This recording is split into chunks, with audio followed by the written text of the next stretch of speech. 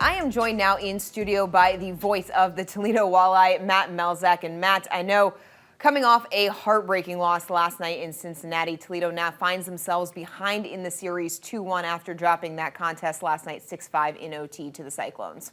Yeah, it was a tough one. A tough loss all the way around because 4 times Toledo had 1-goal leads in that game. And I know Rick and I were talking a lot on the broadcast. Got to find that way to get that next goal. Get up by 2, really put a lot of pressure on Cincinnati.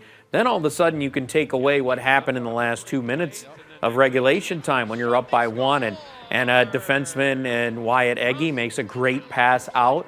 Give him a lot of credit all the way through the neutral zone, right to the Toledo blue line. And it gives Lucas Craggs an opportunity to cut to the front of the net in a play where I know Ryan Lowney most nights would probably be back far enough to make sure that play doesn't happen.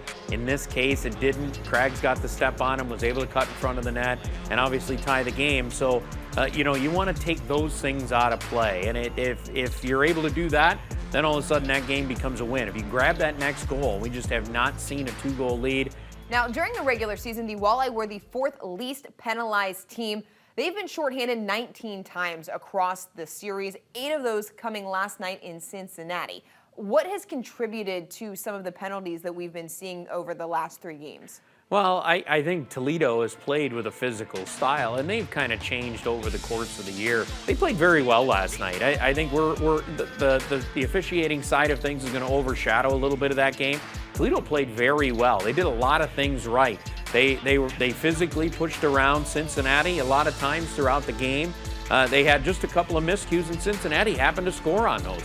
And yet, you know, that's how you end up losing a game. And it's amazing when you look at you know, over the course of a season, we can look at the games one way. When you get into the playoffs and everything becomes magnified and it's that one game can mean so much, that's when everything kind of expands a little bit and we start to really dive deep into little nuances of a game, and we saw that last night.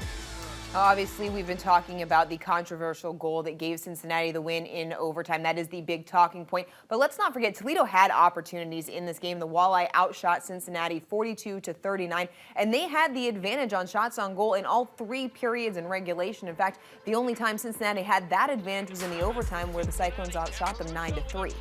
There were a lot of opportunities. You lead the game 4 times. 4 times they had the lead. If you get that next goal, maybe this game, maybe we're talking totally different today. Unfortunately, they weren't able to do that. Credit Cincinnati, they were able to come back, tie the game. And obviously you have the controversial goal at the end. The league has come out and said that they thought it was the right call 100%, and they're standing behind that.